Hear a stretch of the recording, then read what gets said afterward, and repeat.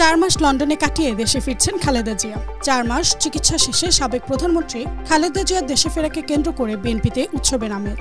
যুক্তরাজ্য চিকিৎসা শেষে বিশেষ এয়ার অ্যাম্বুলেন্সে মঙ্গলবার দেশে ফিরছেন বিএনপির চেয়ারপারসন খালেদা জিয়া। কাতারের আমিরের দেয়া বিশেষ এয়ার অ্যাম্বুলেন্সে সোমবার লন্ডনের স্থানীয় সময় বিকেল 4টায় ঢাকার উদ্দেশ্যে রওনা হবেন তিনি। বিশেষ এই ফ্লাইটটি মঙ্গলবার সকাল 10:30 থেকে 11টার মধ্যে হযরত শাহজালাল আন্তর্জাতিক বিমানবন্দরে অবতরণ করবে বলে জানা গেছে। খালেদা জিয়ার সঙ্গে দেশে ফিরছেন তার 2 পুত্রবধূ ডাক্তার জুবাইদা রহমান ও সৈয়দা শর্মিলা রহমান। হিথ্রো বিমানবন্দরে বিদায় জানাবেন বিএনপির ভারপ্রাপ্ত চেয়ারম্যান তারেক রহমান।